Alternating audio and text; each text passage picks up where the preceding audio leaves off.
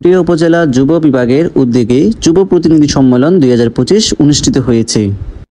শুক্রবার বিকেল 3:30টায় পুঠিয়ার একটি কনভেনশন সেন্টারে এই সম্মেলন অনুষ্ঠিত হয়।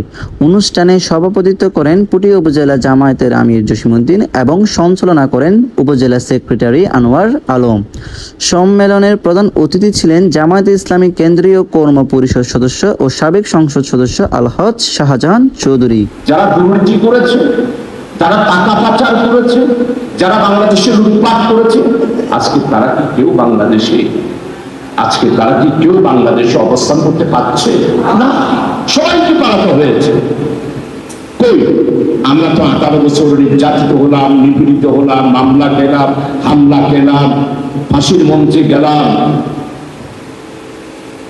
জামাত ইসলামী এবং অন্যান্য রাজনৈতিক দলের কোনো নেতা বাংলাদেশ থেকে কি 18 বছরে পালিয়েছে?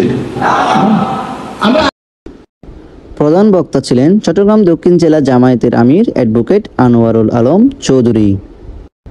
অনুষ্ঠানে আরও উপস্থিত ছিলেন চট্টগ্রাম 12 পুঠিয়া আসনে জামাত মনোনীত প্রার্থী ডাক্তার ফরিদুল আলম, দক্ষিণ জেলা যুব বিভাগের সভাপতি অ্যাডভোকেট আবু নাসের, সেক্রেটারি শাহাদাত হোসেন, মাওলানা আলহাজ আজিজ, বিশিষ্ট ব্যবসায়ী গাজী আসলাম চৌধুরী, পৌরসভা জামাতের আমির মাস্টার সেলিমউদ্দিন, কালারপুল থানা আমির মাস্টার নাসির উদ্দিন এবং পৌরসভা সেক্রেটারি রাশেদুল ইসলাম।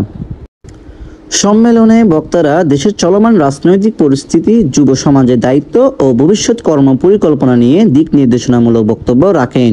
পুঠিয়া থেকে মোহাম্মদ তানভীর রায়হান, পুঠিয়া টিভি HD।